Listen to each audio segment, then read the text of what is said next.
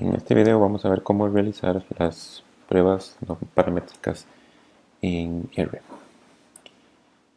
Estos son los paquetes que vamos a cargar y estas son las pruebas que vamos a realizar. La correlación de Spearman, la prueba con Kolmogorov-Smirnov, no vamos a andar mucho en esta, y las homólogas a las pruebas paramétricas y terminar con Bootstrap como una metodología general. Entonces, como dice aquí, para las pruebas no paramétricas se trabaja con los datos rankeados en general. ¿Verdad? Eso es lo que en el trasfondo se está haciendo para no depender de que la distribución sea normal o que los datos sigan una distribución normal. Entonces, para la correlación de Spearman vamos a hacer el mismo ejemplo o trabajar los mismos datos que se habían trabajado para el ejemplo paramétrico. Las longitudes de ejes de canto. Entonces generamos la tabla igual. Corremos la misma función que habíamos hecho antes, pero con el método de Spearman. Y aquí el estimado siempre va a ser la correlación, y el estadístico es un estadístico diferente que no se usa mucho, es muy específico de Spearman, y tenemos el valor P. Entonces vemos que tenemos la correlación, un valor P que es mayor a 0.1, y si recordamos estamos usando un alfa de 0.1, y usando este mismo alfa y la correlación de Pearson, la típica, en ese caso nos había dado que si era significativa a ese nivel de significancia, de 0.1. Pero aquí con Spearman ni siquiera a 0.1 nos da que es significativo. Si aplicamos esta función Spearman Raw del paquete de estudios, que le damos los vectores y el nivel de confianza para que nos dé un intervalo de confianza, vemos que 0 es parte de ese intervalo de confianza. Entonces, como les mencioné, aquí realmente lo que se está haciendo es una correlación con los datos rankeados. Entonces, ¿qué pasa si hacemos una correlación de Pearson con los datos rankeados? Es lo que se está haciendo acá. Entonces, simplemente le pasamos la función, aplicamos la función rank a los vectores y vemos que obtenemos el mismo valor de correlación, el mismo valor P, solo que ahora está en términos de T. Entonces tenemos la estadística T, el grado de libertad y el intervalo de confianza, que es el mismo que obtenemos con esta otra función. Adicionalmente, otra forma es utilizando el paquete correlation, la función coreTest, donde ocupamos el data frame, los vectores o las variables a calcular la correlación, el método que se define como Spearman, y este prácticamente es una otra forma de correr ¿okay? Solo que adicionalmente en este caso sí nos da un intervalo de confianza, a diferencia de la función básica de R. Y aquí está ese estadístico que es S, pero no lo vamos a trabajar mucho. Entonces tiene la ventaja adicional de que nos da ese intervalo de confianza. ¿Sí? Entonces a un 90% cuando consideramos que la correlación no es significativa, y eso es lo que nos dice el intervalo de confianza y el valor P. Para la prueba con Kolmogorov-Smirnov, lo muestro aquí muy rápidamente, no se usa mucho, algunas personas, alguna gente no la recomienda, ¿verdad? Pues es una técnica que está disponible, que tal vez pueden encontrarse en algún otro trabajo, libro, etcétera. Entonces se las presento aquí para que sepan también cómo hacerlas. Entonces estoy generando dos vectores, 100 observaciones para cada uno. El vector 1 tiene una media de 1 y una desviación de 3. Y el vector 2 tiene una media de 2 y una desviación de 10.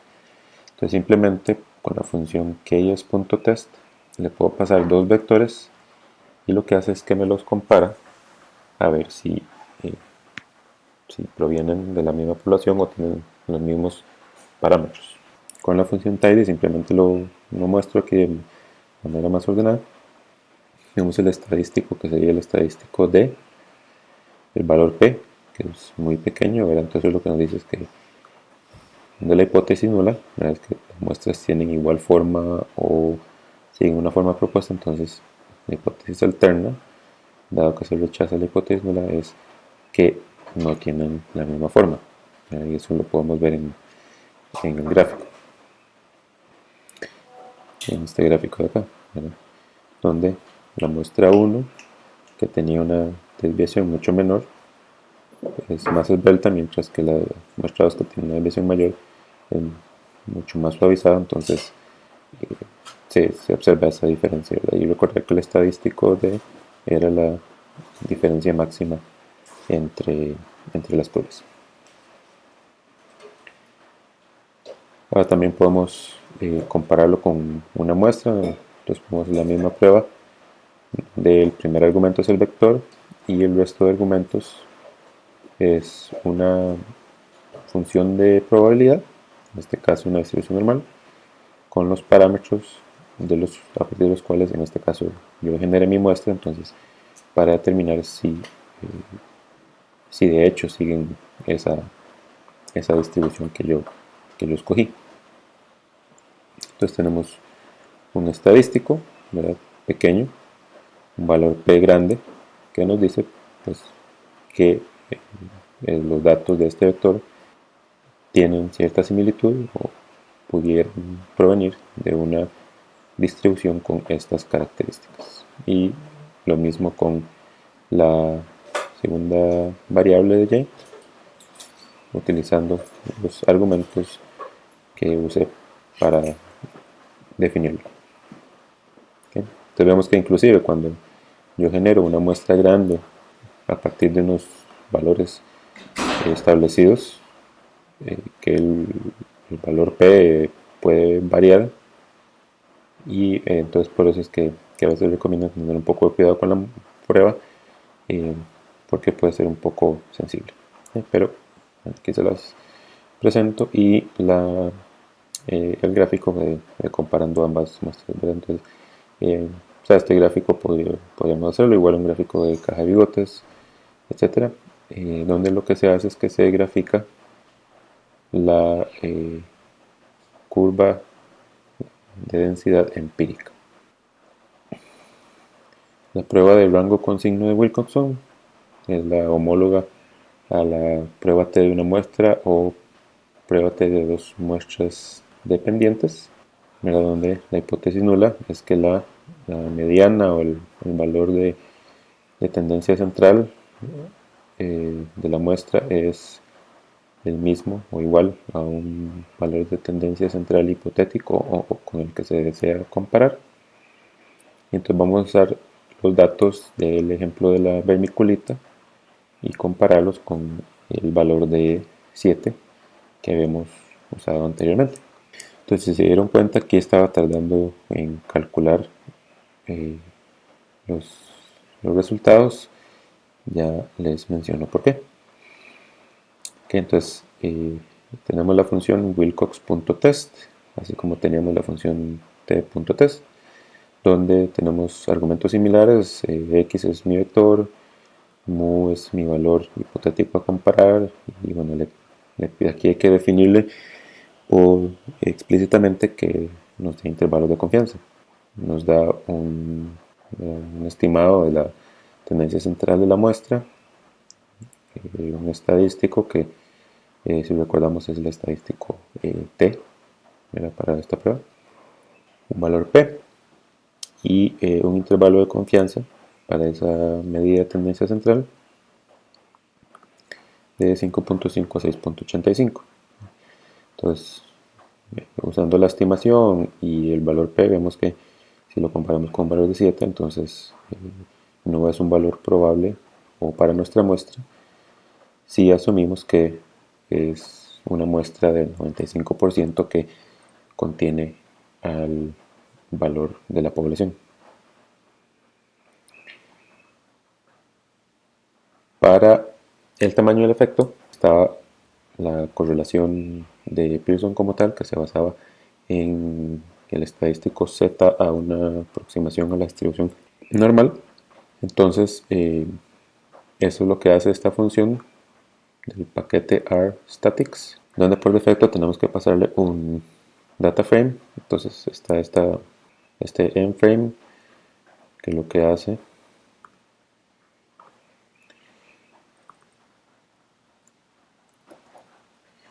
es generar a partir de un vector un data frame donde simplemente le pone un número consecutivo y los valores se encuentran siempre, o se van a encontrar siempre en una columna que se llama value.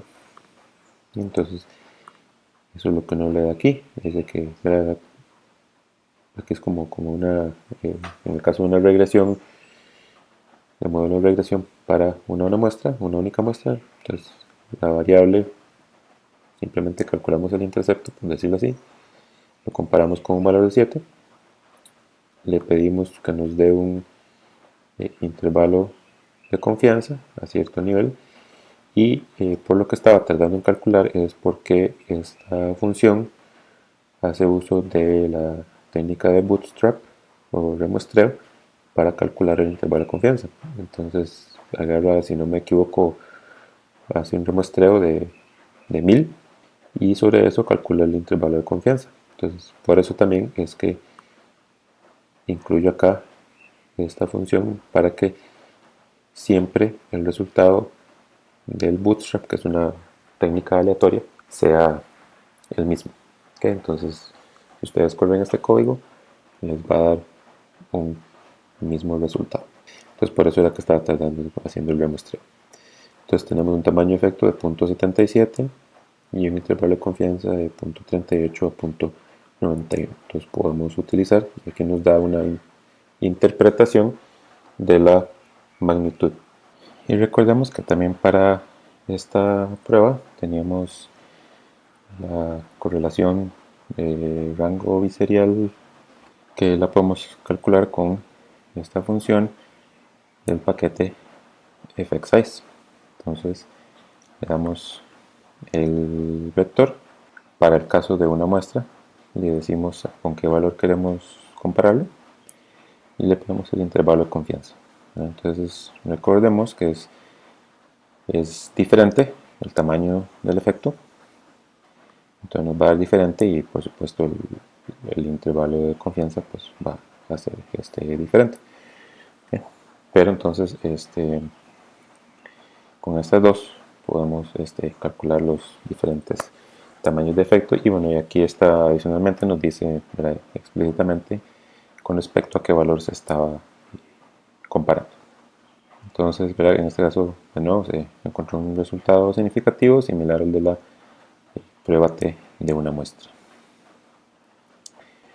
Para la prueba de suma de rangos de Wilcoxon, o la prueba U de Mann-Whitney, cualquiera de los dos nombres, entonces vamos a ver el mismo ejemplo de la longitud de los moluscos, donde de nuevo aquí está tomándose un ratillo para calcular el tamaño del efecto por el bootstrap, ¿verdad?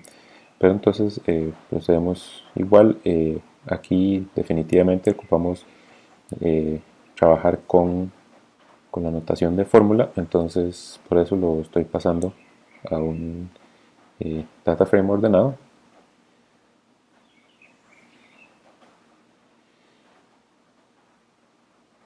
Este es ese data frame, ¿verdad?, donde tenemos los valores, el grupo al que pertenecen, y aquí adicionalmente yo calculé el rango, ¿verdad?, de cada una de las observaciones, que es lo que hace la metodología en el trasfondo, ¿sí?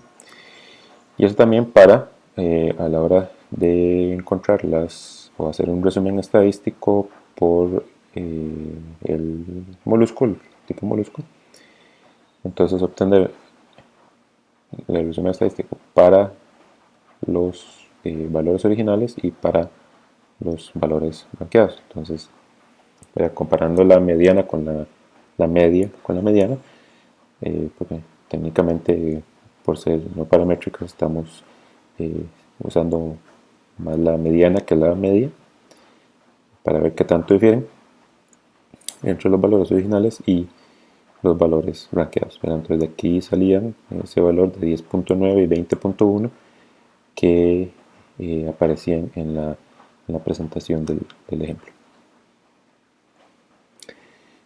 Para hacer la prueba usamos igual la misma función wilcox.test, solo que ahora se lo definimos como fórmula.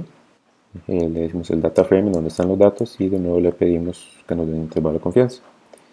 Entonces nos da un estimado, una diferencia de 6, el estadístico que sería el U, ¿verdad? Se reporta como U, el valor P, y un intervalo de confianza que son los que se reportaban en la presentación. Entonces, bueno, nos da valor P pequeño, menor a 0.001, y un intervalo de confianza que no incluye a 0, entonces se considera que las muestras son diferentes.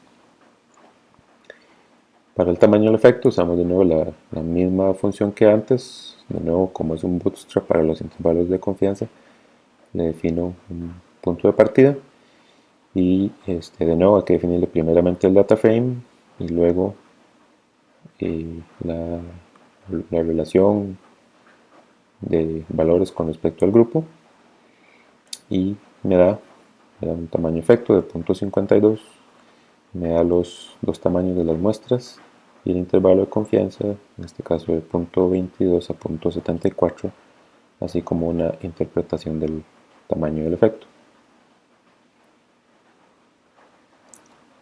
Y de nuevo, de manera similar, tenemos la correlación del rango biserial, que es la de muestras independientes, y entonces de nuevo le pasamos la fórmula, los datos y el nivel al que quiero que calcule el intervalo de confianza.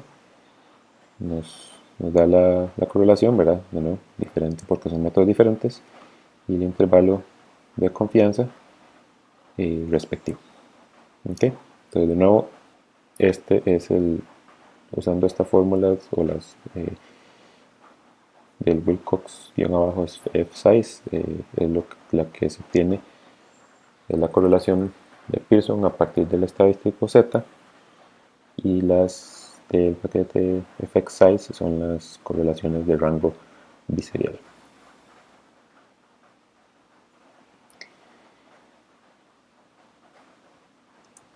Y no voy a hacer el ejemplo de la prueba similar a la prueba T de muestras dependientes, o que es lo mismo a la prueba de rangos de Wilcoxon, pero sería similar a esta, donde le incluyo aquí en la definición de la prueba que son dependientes, o que el argumento de paired igual a verdadero. ¿Okay? Pero eso, el resto igual habría que definirlo en el cálculo del tamaño del efecto. Pero de nuevo, esa es una prueba que en nuestro caso no se usa mucho, ¿verdad? Porque por lo general se tiene se requiere mucho más control para el diseño de los experimentos de las pruebas. El homólogo al ANOVA para las pruebas no paramétricas es la prueba de Kruskal-Wallis, donde, recordando, la hipótesis nula es que las medidas de tendencia central van a ser igual para todas las muestras, en este caso, bueno, la mediana, y la hipótesis alterna es que por lo menos una de esas medidas de tendencia central es diferente. De nuevo, está tomándose su tiempo haciendo el cálculo, en esta parte donde utiliza el bootstrap para los intervalos de confianza, del tamaño del efecto, y vemos que el resto es similar a lo que se utilizó para ANOVA. Tengo los vectores, hago un data frame y aquí adicionalmente, similar a la prueba anterior, calculo el ranking, el ranqueo de las observaciones para obtener las estadísticas de los valores crudos originales y de los valores rankeados. Entonces, aquí está el resumen donde tenemos la media, mediana de los valores originales y la media y mediana de los rankeos. Entonces, para estos el rango medio, ¿verdad? Es el rango medio, ¿verdad? No es la mediana de los rangos, sino es el rango medio, son los valores que se utilizaban similarmente para este, ¿verdad? El rango medio era el que se utilizaba para calcular el, el tamaño de efecto, en este caso el rango biserial, y que se usa en general en las fórmulas, ecuaciones para resolver estas pruebas. Entonces, de manera similar existe la función crosscal.test, donde de nuevo se define la fórmula, el data frame al cual pertenecen, y nos da un estadístico que recordemos es el estadístico H de Kruskal-Wallis, que bueno, pero que sigue una distribución chi-square. Entonces, el estadístico 7.65 con valor P de 0.02 con 2 grados de libertad. Aquí puse de manera manual cómo calcular el eta cuadrado o el valor puntual para que veamos también que es el mismo que calcula esta fórmula. Entonces podemos recordar es H, el valor del estadístico, menos el número de grupos, más 1, todo eso entre el total de observaciones menos el número de grupos. Entonces nos da 0.628. Usando la función del paquete rstatics, vemos que eso es lo que nos da precisamente el efecto con un intervalo de confianza calculado por Bootstrap, el nombre, el tamaño del efecto, que aquí le pone eta cuadrado h para identificarlo del eta cuadrado convencional y decir que se calculó para el estadístico h que se asocia con Kruskal-Wallis. Y de manera similar como se ha mostrado, el tamaño del efecto epsilon cuadrado, en este caso tiene con la función del paquete fxsize, de la misma manera, fórmula, data frame, nivel de confianza, nos da el valor y el intervalo de confianza respectivo. ¿Sí? Entonces aquí, como también se había obtenido un resultado general global significativo, entonces se tiene que proceder a hacer las comparaciones múltiples o las pruebas posteriores para determinar entre qué grupos, entre qué muestras, etcétera, es donde existe la diferencia. Y esta es la función doneTest de DevTools, que simplemente nos hace una comparación donde nos dice la diferencia de los rangos medios y un valor P, ¿verdad?, ajustado para comparaciones múltiples con el método home, y nos muestra cuál es la diferente, ¿verdad? Habíamos visto que era el grupo 3 y el grupo 1, ¿verdad? Y esta diferencia de rangos medios, si vemos aquí grupo 3 con grupo 1 es menos 7, que es la diferencia esta, ¿verdad?, de 3 menos 10 menos 7, y el resto eran 3.5, era la diferencia entre 6.5 y 3 y 6.5 y 10. ¿Sí? El valor P ajustado, que nos dice que la comparación o el contraste donde hay diferencia es entre el grupo 3 y el grupo 1.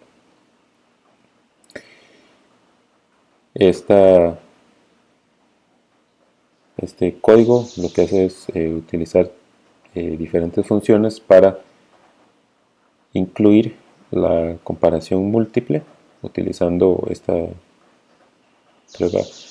prueba DonTest, pero del paquete rstatics, que me da unas estadísticas diferentes también, y agregarle el tamaño del efecto, en este caso el tamaño del efecto de la correlación de Spearman a partir del estadístico Z.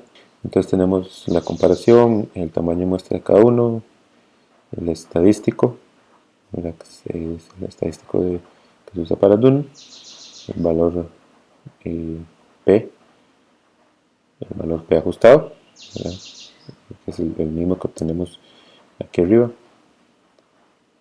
el valor P ajustado, la significancia de ese valor P ajustado, el tamaño del efecto, R, y el intervalo de confianza para ese tamaño de efecto, ¿verdad? Donde en general los efectos son grandes, ¿verdad? Correlaciones por encima de 0.5 se consideraban grandes, y en este caso la única que da significativa pues es la que da una comparación significativa, mientras que las otras dos incluyen a cero. Entonces con esto es similar al resumen que se obtenía al final de ANOVA, con la diferencia de que aquí no se tiene intervalo de confianza para las diferencias, sino que se trabaja prácticamente únicamente con el valor P y el tamaño del efecto. Ok, entonces esas eran las pruebas no paramétricas convencionales, digámoslo así, que tienen una forma, unas fórmulas definidas para su cálculo, ¿verdad? Y como vimos en varias de esas funciones, el intervalo de confianza se calculaba por medio del remuestreo. Esta última sección lo que hace es mostrar cómo hacer ese remuestreo con este paquete rsample. Y lo que se hace, ¿verdad?, es calcular n veces un estadístico de interés o el parámetro o el valor de interés, y con eso se obtiene una distribución de ese parámetro estadístico de interés, y a partir de eso se puede obtener un intervalo de confianza por el método de los cuantiles, donde se agarra el 95% interior de esa distribución si se usa un alfa de 0.05. Entonces, para que vean de manera práctica cómo es que o qué es un remuestreo, ¿verdad? Entonces, digamos que tengo un vector X, tengo X, sí, voy a llamarlo W, ok, no hay objeto W. Entonces W aleatorio vamos a hacerlo pequeñito, 5, que vaya de 15 a 30. ¿Okay? Ese es mi vector. Y voy a hacer un remuestreo. Esto es como una función básica, pero es para ejemplificar, ¿verdad? Donde, ¿qué es lo que quiero remostrar? En este caso W. El tamaño, que tiene que ser siempre la misma. O sea, puede ser más o menos, pero la técnica está basada en que cada remuestreo sea del mismo tamaño de la muestra original, que en este caso es de 5. ¿Okay? Y para que sea un remuestreo, tengo que decirle que replace, o sea, que sea un remuestreo con reemplazamiento. Bueno, eso es el bootstrap, sino simplemente estoy cambiando el orden de los valores. Entonces lo ejecuto y vemos que en este caso se repite este valor de 23.3 y el de 24.4. Okay, y si lo hago otra vez, se me repite el de 29.1. Si lo hago otra vez, va a ser otra muestra diferente. En este caso se me repite únicamente el de 24.4 y así sucesivamente. ¿verdad? Y lo que puedo hacer con esto también, lo que se hace por detrás, el remuestreo, es que a este vector le calculo la media, por ejemplo. Y entonces, cada vez que lo hago, me da una media diferente. Entonces, lo que estoy tratando de hacer es simular esa población de la cual pudieron provenir estos datos. Ahora, cómo funciona esta técnica con el paquete Bootstrap y por qué lo enseño es, aunque puede parecer un poquito difícil o complejo, permite una gran flexibilidad para calcular lo que uno necesite. Entonces voy a hacer diferentes ejemplos. Voy a empezar con el, el de una muestra, la media, utilizando los datos de la vermiculita. Entonces lo que hago, de nuevo, todo esto se basa en data frames, entonces esta es otra forma de hacer un data frame a partir de un vector, con lo que me resulta que va a ser una única variable que va a tener el nombre del vector. Entonces estaba en frame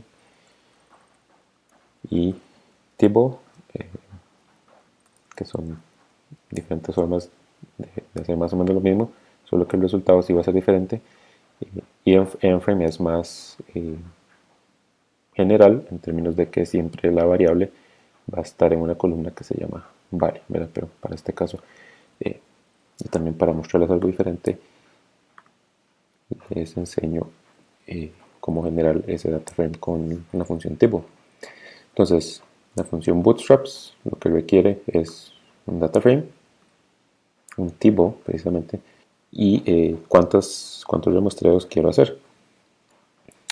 Entonces voy a correr esto mientras lo hace. Entonces una vez tengo esos remuestreos, que aquí lo corrió bastante rápido, veamos cuál es el resultado. M es el objeto que estoy llamando. Y no pongan atención ahorita a estas últimas dos columnas porque eso lo calculé. El M original es sin estas dos columnas, es solo splits y ID. ¿No? Entonces tengo un table de 1000 filas y en el caso original dos columnas, donde el split lo que hace es ese remuestreo, ¿verdad? Y lo que me dice, aquí lo que guarda es qué índice del valor del vector original fue tomado en cuenta en el remuestreo y cuáles no. ¿Okay? Entonces, siempre el tamaño original se debe respetar, ¿verdad? Entonces el tamaño del remuestreo es 9 y aquí estos son cuáles no se usaron. Entonces, ¿qué valores no se usaron para ese remuestreo? Y esto es simplemente un identificador para otros usos que se le puede dar. ¿Okay? Entonces ese es mi objeto original, sin haberle calculado yo nada. Lo que tengo que hacer yo es definirle funciones o que voy a usar para calcular mi valor de interés.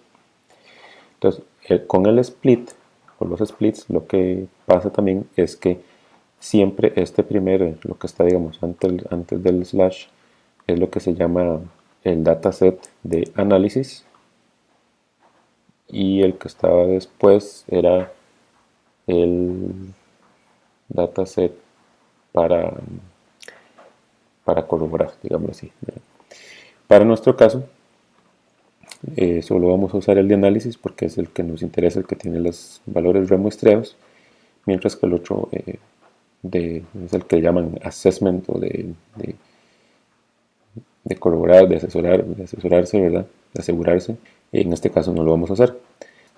Hay funciones específicas, ¿verdad? Entonces yo le digo que el único argumento que voy a ocupar aquí es el split, porque lo que voy a hacer es a cada uno de estos splits voy a sacar, extraer cuál es ese data frame de análisis. El pool lo que está haciendo es que me está jalando una columna, me está jalando la columna como un vector, como tenía una única columna porque respeta el formato del table original, entonces solo va a ser una, ¿verdad? O le puedo definir el nombre de la columna que quiero jalar como vector y le calculo la media, ¿verdad? Entonces vamos a ver qué data frames tenía aquí.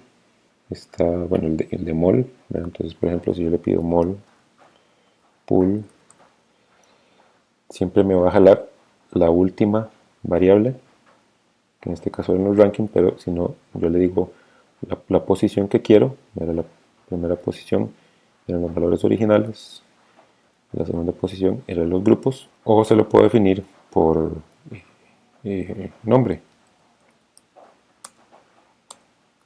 los valores, ¿verdad? Recordando que cuáles eran los nombres de mol. Entonces puedo utilizar cualquiera de esos y entonces si no me equivoco también puedo utilizar este como texto. ¿Okay? Entonces puedo jalar una de esas columnas como vector y a esto le puedo calcular la media. Eso es lo que estoy haciendo aquí, solo que aquí le tengo que definir que me jale o que me genere el table a partir del dataset de análisis. Entonces esa función me calcula la media y esta otra función me calcula el tamaño del efecto, donde de nuevo aquí guardo provisionalmente un vector, donde estoy haciendo exactamente lo mismo que estoy haciendo aquí, solo que ese vector lo ocupo para calcular el tamaño del efecto. ¿Por qué? Porque recordemos que el tamaño del efecto es, bueno, para este caso, es la media del vector. Como cada vector va a ser diferente, entonces guardo cada uno de estos vectores, le calculo la media, lo comparo con el valor poblacional hipotético y lo divido entre la desviación de mis datos, que este es el tamaño efecto para una muestra. Y le pido que me regrese el valor de D, ¿verdad? Aquí como era un único valor el que arrojaba, no lo guardé ni nada y simplemente me arroja eso, pero como estoy definiendo diferentes objetos dentro de la función, le tengo que decir cuál quiero que me regrese. Entonces le pido que me regrese D. Y aquí aplico el mapping, la iteración por las columnas. Entonces lo que estoy haciendo, ¿verdad?, es diciéndole que calcúleme una columna que se llame, en este caso, average, promedio. Yo sé que el resultado va a ser un número con decimales, entonces le puedo definir que me regrese eso precisamente, sobre qué columna va a iterar sobre los splits y que me aplique esta función sobre estos datos. Por eso es que ocupaba definir esa función para definirle aquí qué función debería utilizar sobre los splits. ¿Okay? Entonces esta es la forma de correr esa iteración sobre cada una de las filas y de manera similar lo hago para el tamaño del efecto, para que me dé también el tamaño del efecto para cada uno de sus remuestreos de cada fila. ¿Okay? Y eso es lo que obtengo acá, donde tengo cuál es la media para este primer remuestreo y el tamaño de efecto de ese primer remuestreo, así, etcétera. Y tengo 1000 medias y 1000 tamaños de efecto. ¿Sí? Posterior a eso, lo que hago es simplemente un resumen numérico y gráfico de los resultados.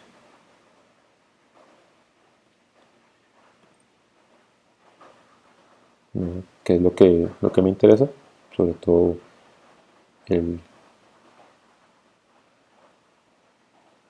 intervalo de confianza. Entonces le digo calcúleme la media, la desviación estándar, el cuartil 1 que le llamo en este caso, pero no es el cuartil 1 como tal, sino es el límite inferior del intervalo de confianza, el cuartil 2, que es la mediana, y el cuartil que le llamo aquí 3, pero es el rango superior, el valor superior del intervalo de confianza. Para este caso, como estoy calculando dos cosas, entonces hago un reacomodo de las columnas, y este es el resultado, donde tengo para la media, tengo la media de las medias, porque tengo una distribución de medias, y me da un valor de 6.1, que si recordamos cuál es la media de mi vector,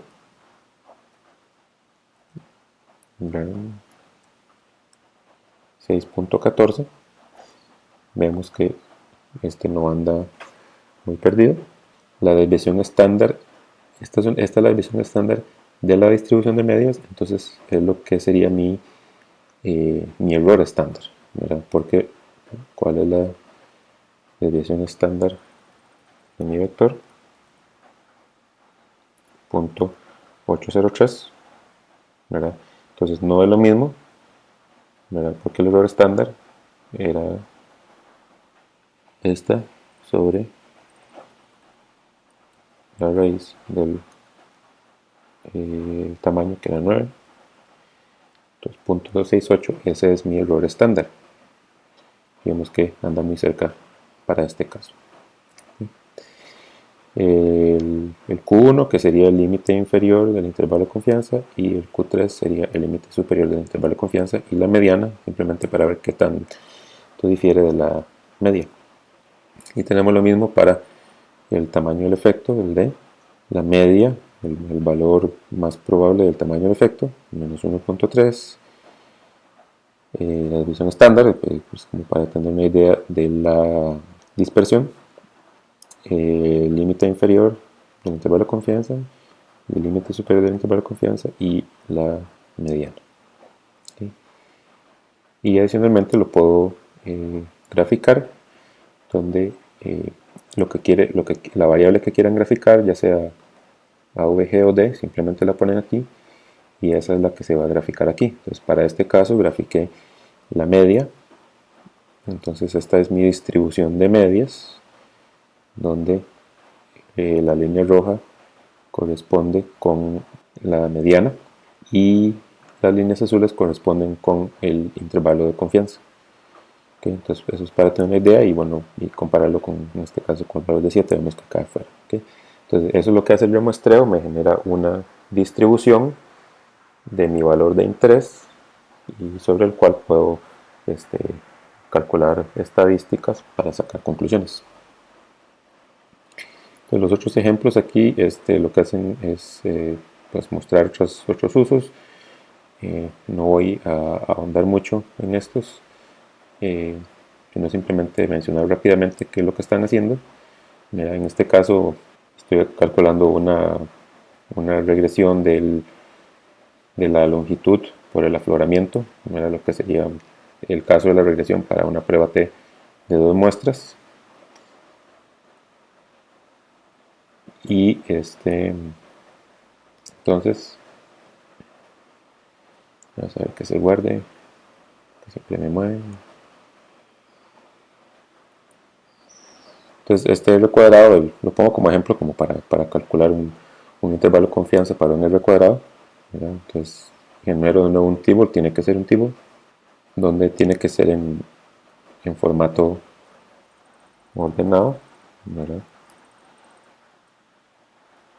Donde tengo el grupo en una columna y la variable en otra columna. Entonces si hago esto, lo que me hace es que hace 2 columnas con cada grupo, ¿verdad? En este caso me sirve porque son de la misma longitud. Y el otro comando lo que hace es simplemente transformármelo a ese formato de datos ordenados, ¿verdad? Pero en general lo que ocupo es un tipo en formato de datos ordenados.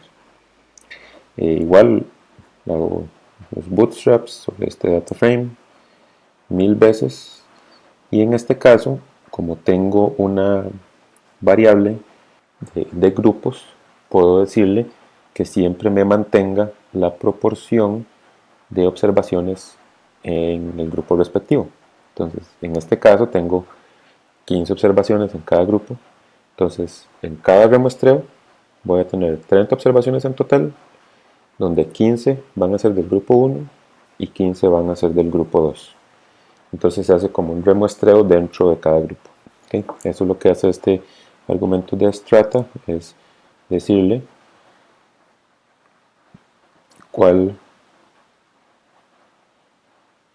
es la columna que me muestra los grupos, entonces que me respete la proporción de los grupos. Entonces, por ejemplo, si tuviera que las muestras no son iguales y tuviera una muestra de 20 y otra de 10, entonces me va a respetar que para la muestra que originalmente era de 20, siempre me haga un remuestreo de 20 para esa y 10 para la otra, porque si no lo que puede pasar es que me selecciona tal vez todos los valores de un solo grupo y no del otro.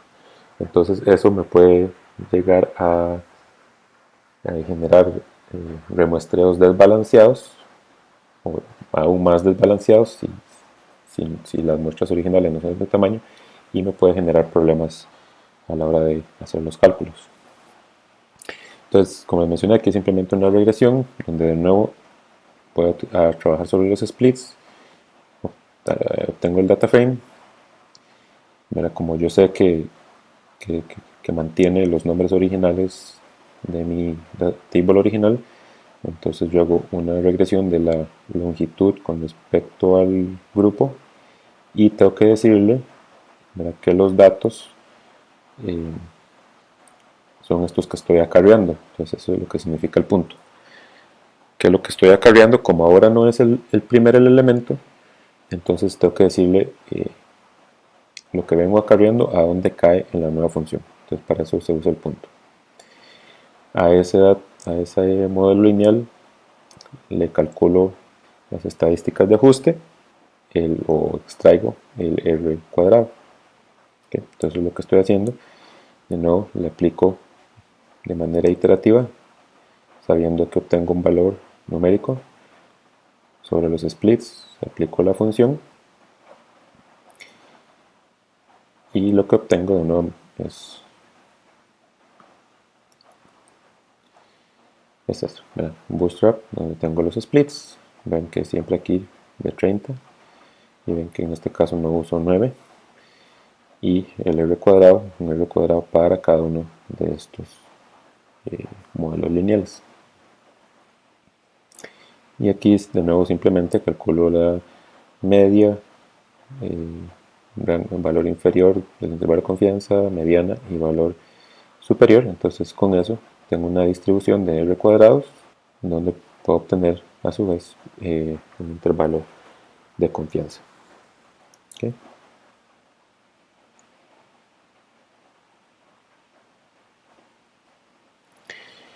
Y de manera similar para el eta cuadrado de la prueba Kruskal-Wallis.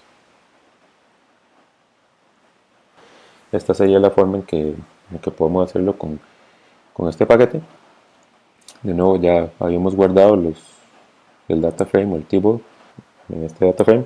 Le decimos cuántas queremos y de nuevo les decimos en qué columna está esa variable agrupadora para que me respete las proporciones.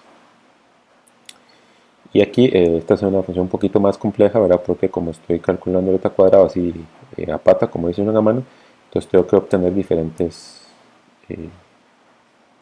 valores. Entonces, extraigo los datos, simplemente, ¿verdad? Jalando el análisis del split, calculo el H, que sería mi estadístico de la prueba Kruskal.test. N es el total de observaciones, es el número de filas, ¿verdad? Que debiera mantenerse igual para todos, debiera ser 12 siempre, porque es el remuestreo. ¿Verdad? Así, ahora vemos, este se llama ETA 2, ¿verdad? Son 12, en todo caso son 12. Pero aquí lo hago para que por cualquier cosa asegurarme que lo estoy calculando sobre los valores como tales. K es el número de niveles, o sea, cuántos grupos tengo, y ya calculo el eta teniendo todo esto, el estadístico, el número de grupos, etcétera, el tamaño total de la muestra, y le digo que, de nuevo, como guardé diferentes cosas, tengo que decirle que quiero que me regrese. Y de nuevo aplico igual, me está regresando un objeto numérico sobre los splits y qué función quiero que me aplique. Y vemos el resumen numérico y gráfico, donde entonces en este caso nos da que el tamaño del efecto, el eta cuadrado es de 0.68, 0.69, con un límite inferior de 0.46 y un límite superior de 0.89, y la respectiva distribución, donde obtenemos vemos los valores y vemos la mediana y el intervalo de confianza. Entonces, con esto terminamos la parte de estadística clásica, con la parte de estadística no paramétrica, ¿verdad? Donde vimos las diferentes pruebas que ya están establecidas como tal, así como el método Bootstrap, que me permite generar una distribución de un valor de interés sobre el cual puedo obtener estadísticas y graficar los resultados para ver su distribución.